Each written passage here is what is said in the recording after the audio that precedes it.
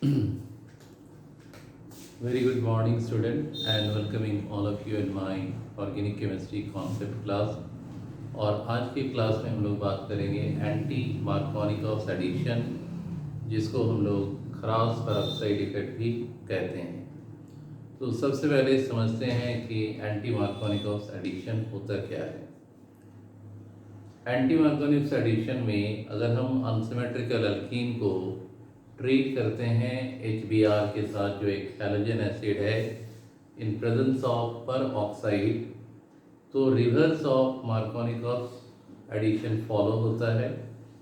और इसको सबसे पहले ऑब्जर्व किया खरास ने, जिसके कारण इसका एक और नाम है खरास पेरोक्साइड इफेक्ट, और better known as anti Markovnikov addition.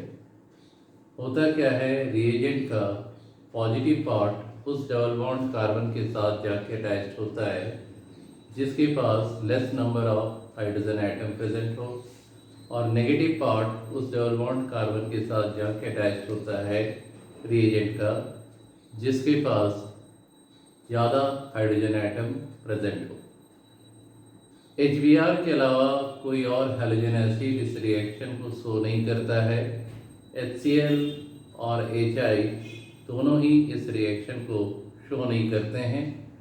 आप लोग कमेंट में लिखोगे कि HCl और HI क्यों एंटी मार्कोनिकॉफ एडिशन यानी पेरोक्साइड इफेक्ट को शो नहीं करता है।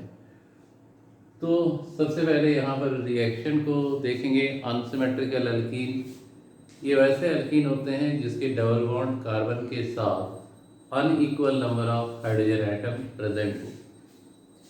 जैसे इसमें CH3CH डबल बॉन्ड CH2, ये जो पोर्शन है, जिस पोर्शन में कार्बन एटम के बीच में डबल बॉन्ड है, लेफ्ट वाले कार्बन के पास एक हाइड्रोजन, राइट वाले कार्बन के पास 2 हाइड्रोजन। अगर ऐसा एल्कीन हो तो उसे अनसिमेट्रिकल एल्कीन कहेंगे। और ट्रीट कराना है HBr के साथ, H पर पॉजिटिव चार्ज, Br पर नेगेटिव चार्ज, पेरोक्साइड के प्रेजेंस में। पेरोक्साइड कैसे समझेंगे, अगर 2 ऑक्सीजन एटम सिंगल बॉन्ड के साथ जुड़ा हुआ है तो उसको हम पेरोक्साइड कहते हैं। यहाँ 2 R और 2 ऑक्सीजन है, तो डाई अल्काइल पेरोक्साइड हीट करेंगे तो H आ जाएगा इस लेफ्ट वाले कार्बन के पास जिसके पास कम हाइड्रोजन है, और जो Br माइनस है वो राइट वाले कार्बन के पास आ जाएगा जिसके पास ज़्यादा हाइड्रोजन है। और इस तरीके से ये बनाएगा CH3CH2CH2Br, जिसको हम लोग कहते हैं N stand for normal, N profile bromide. और ये किस डिग्री का है, Br यानी हेलो ग्रुप CH2 के साथ है, तो ये 1 डिग्री हेलो अल्केन के कैटेगरी में आता है। तो एंटी मार्कोनिकॉफ एडिशन तो हम लोग यहाँ पर समझ लिए, पेरोक्साइड इफेक्ट भी देख लिए, कैसे रिएक्शन होता है ये भी हमने देखा। अब हम बात करेंगे इस रिएक्शन को कैसे मैकेनाइज किया जाता है। ये पेरोक्साइड अगर प्रेजेंट है तो इसका मेन काम होगा फ्री रेडिकल को क्रिएट करना, और ये जो एडिशन रिएक्शन होगा वो फ्री रेडिकल एडिशन रिएक्शन कहलाएगा। इसमें 3 स्टेप होते हैं, chain initiation step, chain propagation step और chain termination step. Chain initiation step वो स्टेप है जिसमें फ्री रेडिकल का फॉर्मेशन होता है। चेन प्रोपगेशन वो स्टेप है जिसमें फ्री रेडिकल रिएक्टेंट मॉलिक्यूल के साथ इंटरेक्ट करके प्रोडक्ट का फॉर्मेशन करता है। और चेन टर्मिनेशन स्टेप वो स्टेप है जिसमें चेन रिएक्शन को स्टॉप किया जाता है। तो सबसे पहले बात करेंगे चेन इनिशिएशन। यहाँ पर डाई अल्काइल पेरोक्साइड को लेना है, होमोलाइटिक फिजन, ये हाफ एरो एक इलेक्ट्रॉन को डिनोट कर रहा है। तो ऑक्सीजन के बीच में जो सिंगल बॉन्ड है, उस बॉन्ड के जो 2 इलेक्ट्रॉन है एक एक करके दोनों ऑक्सीजन पर आ गया, तो ये बन गया 2RO एल्कोक्सी रेडिकल। और याद रहे कि चेन इनिशिएशन स्टेप में जो फ्री रेडिकल बनेगा उसमें बॉन्ड फ्यूजन होमोलाइटिक फ्यूजन होगा। लाइट एनर्जी का भी यूज़ हो सकता है और थर्मल एनर्जी का भी यूज़ हो सकता है। नेक्स्ट स्टेप में एल्कोक्सी फ्री रेडिकल HBr के साथ इंटरेक्ट किया।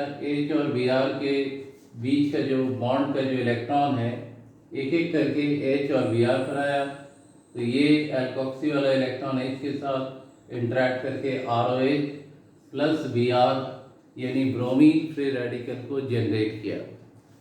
अब हमारा पहला स्टेप कंप्लीट हो चुका है, ब्रोमीन फ्री रेडिकल हमने बना लिया है। अब इस ब्रोमीन को इंटरेक्ट कराएंगे किसके साथ? रिएक्टेंट मॉलिक्यूल के साथ। हमारा रिएक्टेंट मॉलिक्यूल क्या है? प्रोपीन। तो यहाँ पर जहाँ कार्बन कार्बन में डबल बॉन्ड है उसमें एक बॉन्ड सिग्मा है, दूसरा पाई बॉन्ड वीक होता है, तो पाई बॉन्ड का जो 2 इलेक्ट्रॉन है एक एक करके कार्बन पर आ गया। और जब हम Br फ्री रेडिकल के साथ इंटरेक्ट कराएंगे तो Br को हम लेफ्ट वाले कार्बन के साथ भी अटैच करके देखेंगे और राइट वाले के साथ। तो ऐसे में जो हम लेफ्ट वाले के साथ अटैच करते हैं यानी Br इस कार्बन के साथ जाके अटैच होता है तो हमें 1 डिग्री फ्री रेडिकल मिल रहा है, और Br राइट वाले कार्बन के साथ अगर इंटरेक्ट कर रहा है तो हमें क्या मिल रहा है? 2 डिग्री फ्री रेडिकल। जैसे फ्री रेडिकल कार्बन के आजू बाजू में 2 कार्बन है तो ये क्या हो गया? 2 डिग्री फ्री रेडिकल। हमेशा हायर डिग्री फ्री रेडिकल को हम लोग को चूज़ करना है, क्योंकि रिएक्शन इंटरमीडिएट जब भी हम चूज़ करेंगे मैक्सिमम स्टेबिलिटी वाला चूज़ करेंगे, तो ये ऊपर वाला जो 1 डिग्री है उसको हमें कंसिडर नहीं करना है। और ये स्टेप स्लो स्टेप है, इस स्टेप का रेट को फाइंड आउट किया जा सकता है। अब नेक्स्ट पार्ट में क्या करेंगे? 2 डिग्री फ्री रेडिकल को HBr के साथ इंटरेक्ट कराए। ये जो फ्री रेडिकल है, एक फ्री रेडिकल HBr के हाइड्रोजन के पास जो एक इलेक्ट्रॉन है उसके साथ इंटरेक्ट किया और यहाँ पर बन गया N प्रोफाइल ब्रोमाइड CH3CH2CH2Br और ब्रोमीन फ्री रेडिकल। तो जब भी प्रोडक्ट का फॉर्मेशन होता है ये चेन प्रोपगेशन स्टेप में ही बनेगा, और फाइनली क्या करना है? चेन टर्मिनेशन यानी stopping of chain reaction. Bromine free radical को आपस में इंटरेक्ट करके Br2 मॉलिक्यूल बना देंगे। तो ये जो प्रोसेस हम लोगों ने आज देखा ये anti Markovnikov oxidation, Kharasch peroxide effect, और इसका मैकेनिज्म क्या होता है? Free radical addition reaction. और ध्यान रहे कि इस रिएक्शन को होने के लिए केवल और केवल HBr का यूज़ करना है। HCl और HI यानी अदर हैलोजन एसिड इस रिएक्शन को शो नहीं करते हैं। इसका कारण बड़ा सिंपल है, HCl का बॉन्ड स्ट्रेंथ ज़्यादा है और बॉन्ड स्ट्रेंथ ज़्यादा होने के कारण आसानी से फ्री रेडिकल नहीं बनेगा, इसमें एनर्जी सप्लाई करना पड़ेगा, प्रोसेस एंडोथर्मिक होगा, एक्स्ट्रा एनर्जी नहीं बचेगा to continue the chain reaction, and this is the reason that HCl is not used in this purpose. और HI का बॉन्ड स्ट्रेंथ बहुत कम है, आसानी से ब्रेक कर जाएगा और आयोडीन एटम आपस में कंबाइन करके आयोडीन मॉलिक्यूल बना लेंगे, इसलिए भी HI का यूज़ नहीं करते हैं। और यही कारण है एंटी मार्कोनिक एडिशन HBr के साथ ही हम लोग दिखाते हैं by the reaction of unsymmetrical alkyne with HBr। I hope कि ये टॉपिक अच्छे से समझ में आ गया है। इसी प्रकार के डिफ़िकल्ट कॉन्सेप्ट को आसान तरीके से समझने के लिए चैनल को लाइक शेयर और सब्सक्राइब जरूर करें और बने रहें हमारे साथ अगले क्लास के लिए। Thank you.